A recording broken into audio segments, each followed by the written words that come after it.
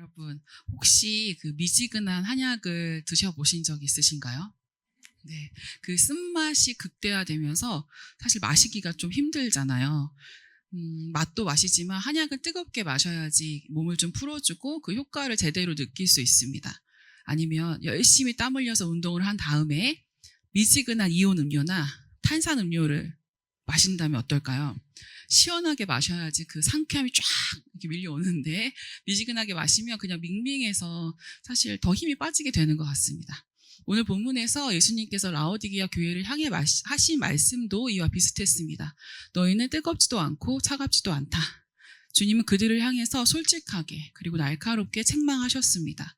우리 삶에도 그런 미지근함이 스며들 때가 있습니다. 신앙생활을 하고는 있지만 우리의 마음이 세상에 더 기울어 있다든가 아니면 예배는 드리지만 내 마음에서 주님이 중심은 아니다 하는 그런 순간 말입니다. 오늘 라오디게아 교회를 향해 주시는 말씀을 통해서 우리 자신의 상태를 점검하기를 원합니다. 그리고 때로는 엄하게, 때로는 사랑으로 우리를 깨우시고 돌이켜 다시 세우시는 주님의 마음을 오늘 이 시간 깨달을 수 있기를 기도합니다. 오늘 본문을 읽을 때 우리 눈에 가장 먼저 들어오는 것은 라오디게아 교회를 향한 주님의 책망입니다. 우리 16절과 17절을 다시 한번 같이 읽어보겠습니다. 시작. 내가 이렇게 미지근하여 뜨겁지도 않고 차지도 않으니 나는 너를 내 입에서 뱉어버리겠다. 너는 풍족하여 부족한 것이 조금도 없다고 하지만 실상 너는 내가 비참하고 불쌍하고 가난하고 눈이 멀고 벌거벗은 것을 알지 못한다. 아멘. 라오디게아는 당시 소아시아에 있는 가장 부유한 도시들 중에 하나였습니다. 그 지진으로 도시가 무너졌을 때도 다른 지역은 로마 황제의 도움을 받아서 재건을 했는데 이 라오디게아만은 우린 스스로 할 수 있다라고 하면서 스스로 일어났습니다.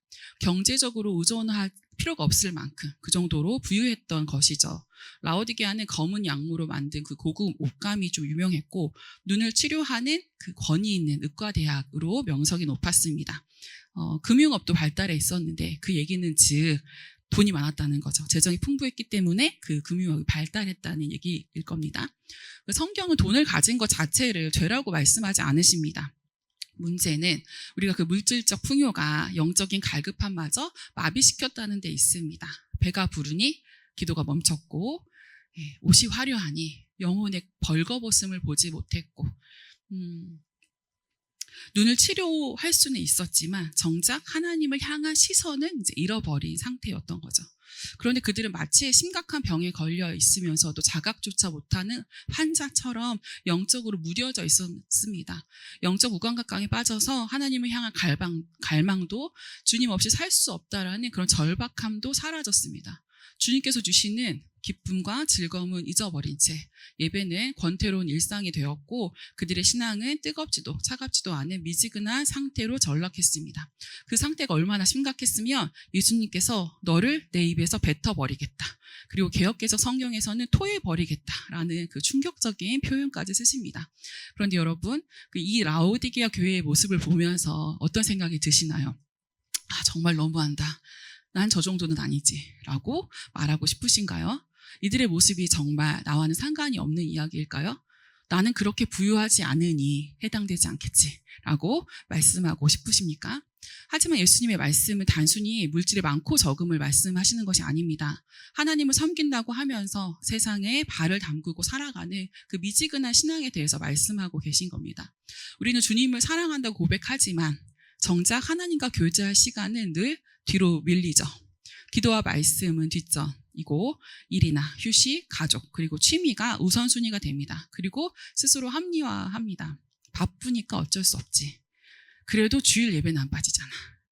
그러나 곰곰이 따져보면 우리가 정말 사랑하는 것은 하나님이 아니라 나 자신, 내 일, 내 가족일 때가 많습니다. 또 나는 하나님을 가장 귀하게 여깁니다.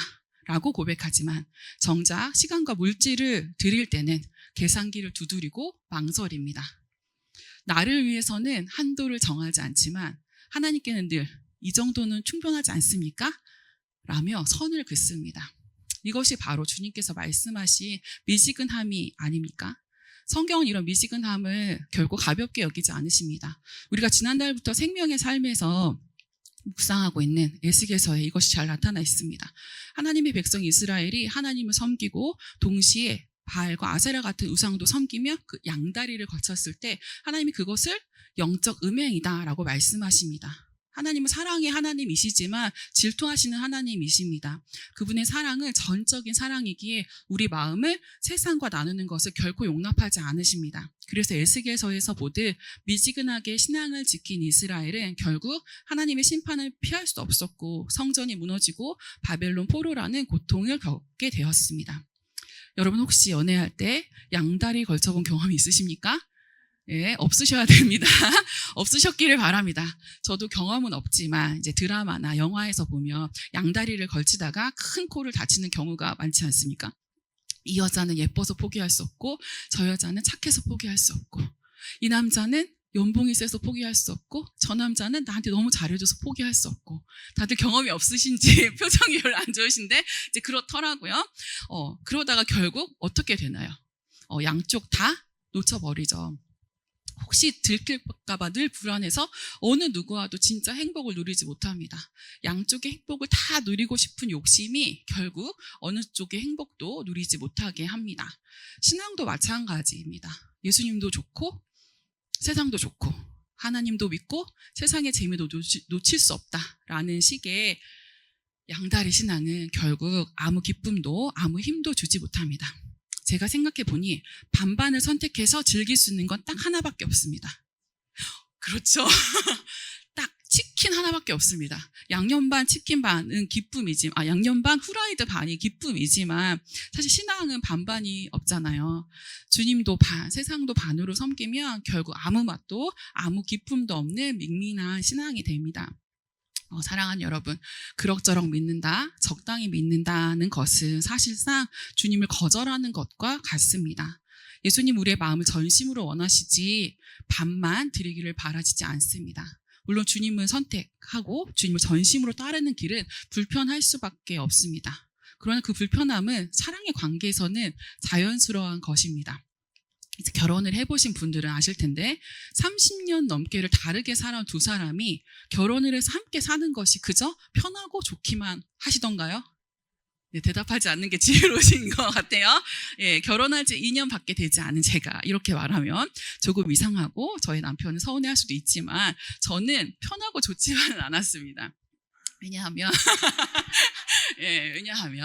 혼자 살 때는 제가 원하는 대로 할 수가 있었잖아요. 근데 결혼한 이후에는 그럴 수 없잖아요. 서로 맞춰가야 하니까요. 남편이 이제 순댓국을 좋아하는데 저는 파스타가 땡길 때가 있거든요. 그렇다고 해서 제가 저 혼자 파스타를 맛있게 먹을 수는 없죠. 그리고 제가 제 옷을 사러 갔는데 그러면 이제 남편의 빈 옷장이 떠오르는 거예요.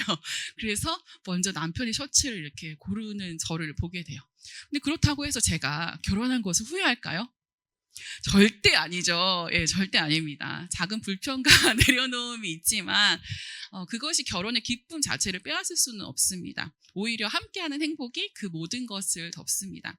우리가 하나님과 관계도 마찬가지입니다. 하나님과 더 친밀해지려면 불편함은 당연합니다. 아침에 더 자고 싶지만 조금 일찍 일어나서 하나님께 나아가는 그 시간, 그리고 직장에서 욱하고 싶은 마음을 누르고 인내를 선택하는 그 순간, 더 좋은 집, 차를 위해 모으고 싶은 돈을 하나님의 선교와 가난한 이웃을 위해 흘려보내겠다는 그 결단들, 이 모든 것이 작지만 소중한 불편함입니다. 그리고 그 불편함 너머에는 하나님과의 친밀한 교제, 세상이 줄 수 없는 기쁨이 준비되어 있습니다.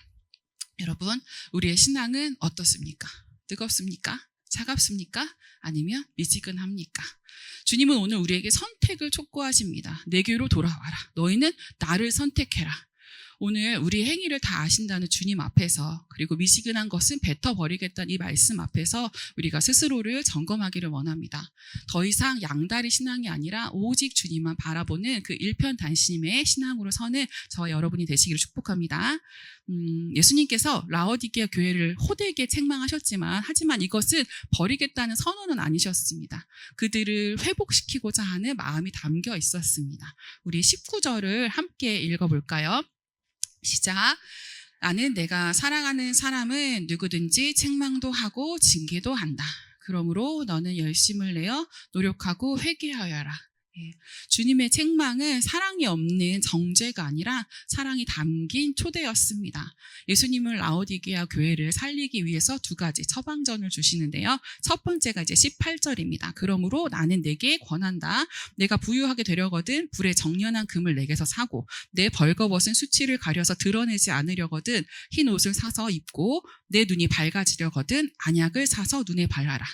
여기 등장하는 이제 세 가지 금, 흰옷, 안약은 라오디게아의 그 자랑과 직결됩니다. 라오디게아는 금융업이 발달했다고 말씀드렸었고 검은 양모로 만든 옷감으로 부를 과시했었고 눈을 치료하는 안약으로 명성을 얻었습니다. 그런데 주님이 말씀하시는 것입니다. 그것으로 안 된다. 나에게서 와서 살아. 불에 정련한 금은 신앙의 연단을 의미합니다. 세상의 부요가 아니라 시련을 통과하며 더 순결해지는 믿음을 가지라는 것입니다. 흰 옷은 예수님의 보혈로 입혀지는 의로움입니다. 아무리 값비싼 옷을 걸쳐도 죄를 덮을 수 없습니다. 주님이 입혀주시는 흰 옷만이 우리의 수치를 가려줍니다. 안약은 영적 분별력을 뜻합니다.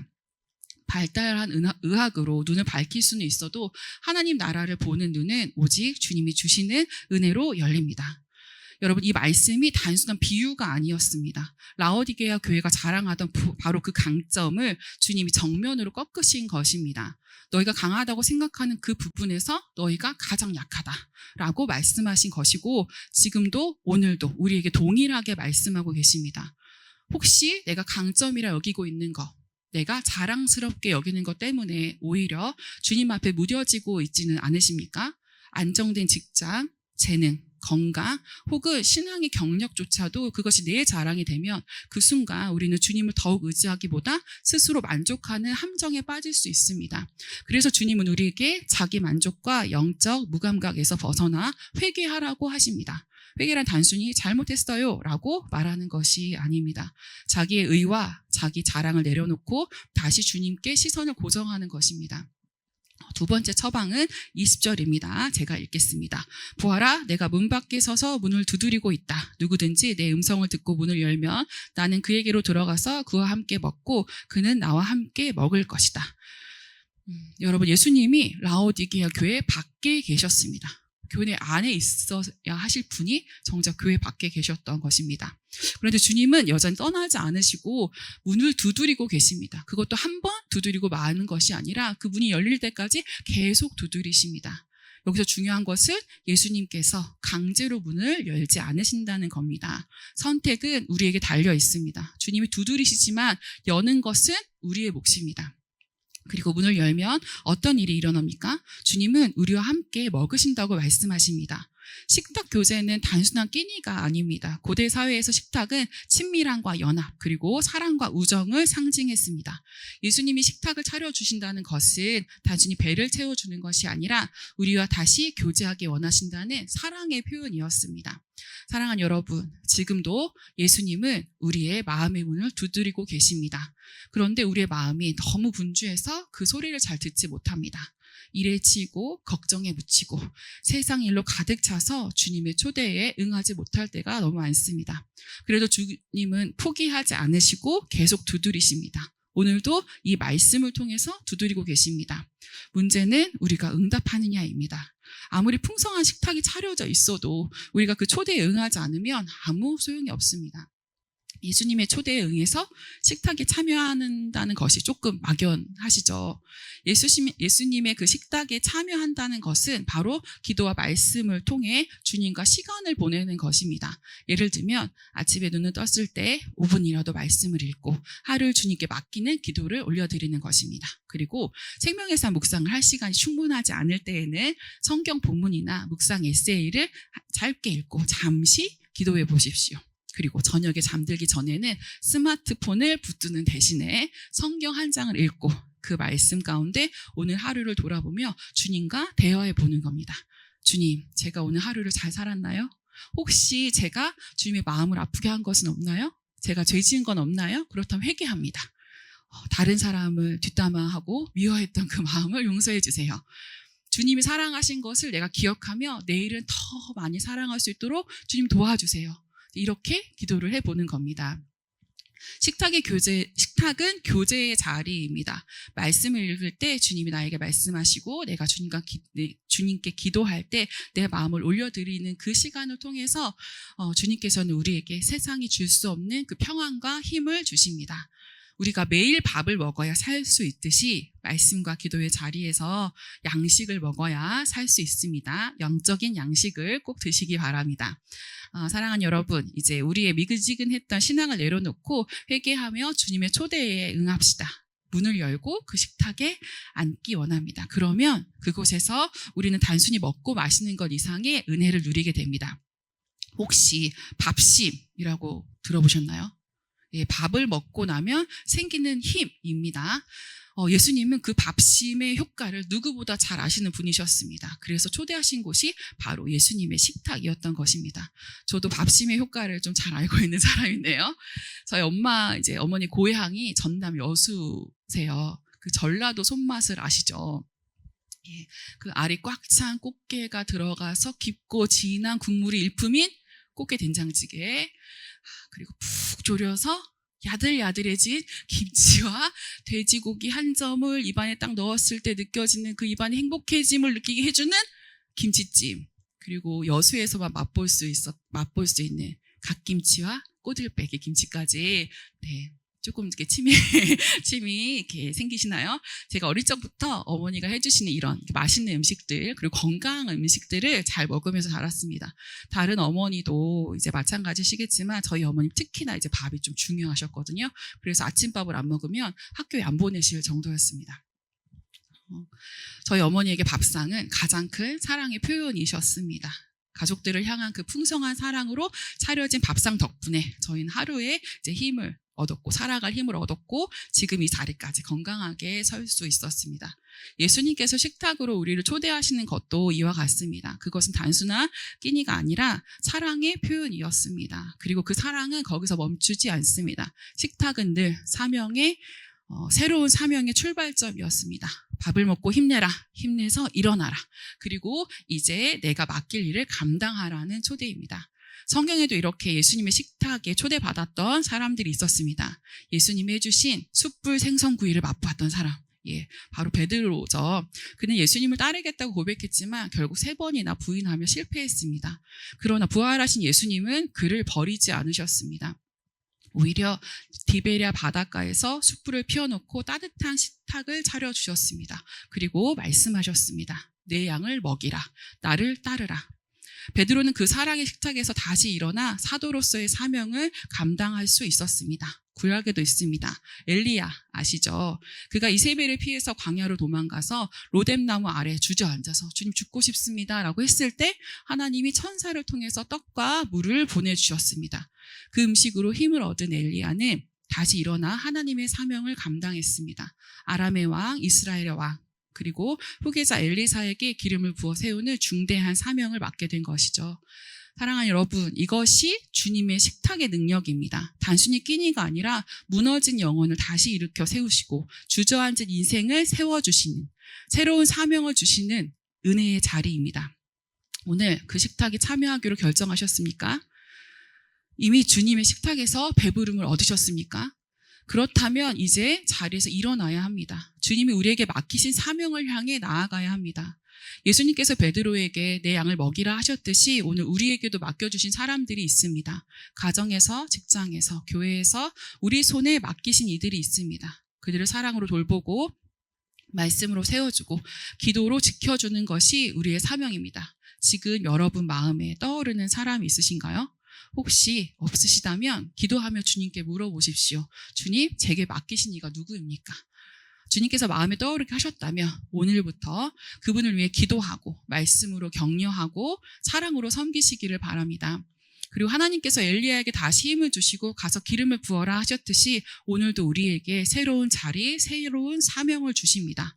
주님께서 새로운 사명을 주실 때 주님 저 못합니다 라거나 그것까진 하고 싶지 않습니다 라고 거절하지 마시고 순종의 발걸음을 떼시기를 축복합니다.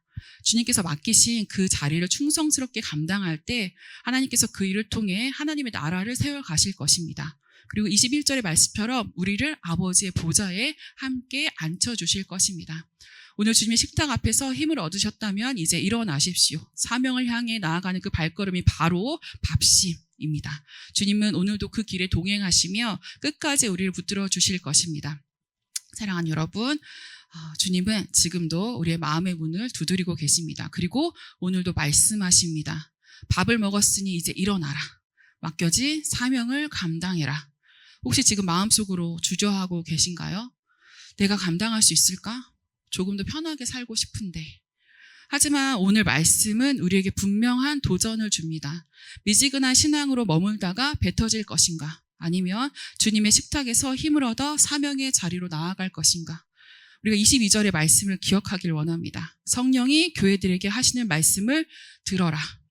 이제 선택의 시간입니다. 주님의 초대에 응답하며 미지근함을 버리고 회개하며 주님의 식탁에서 힘을 얻으십시오. 그리고 일어나십시오. 하나님께서 맡기신 사람들을 사랑으로 돌보고 사명을 향해 나아가는 삶으로 오늘을 살아가십시오. 오늘 주님의 초대에 예라고 응답하며 이제 주님과 함께 뜨겁게 힘있게 살아가는 우리 예마 가족들이 되시기를 축복합니다. 아멘.